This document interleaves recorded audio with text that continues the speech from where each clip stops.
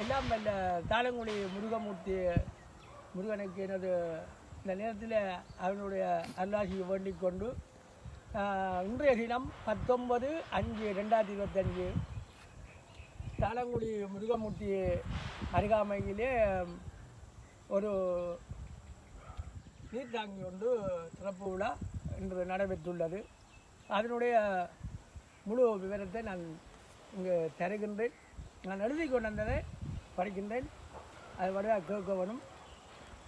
கடல் நீர் சுத்திகரிப்பு நிலையத்திலிருந்து கரவட்டிக்கான நீர் விநியோகம்.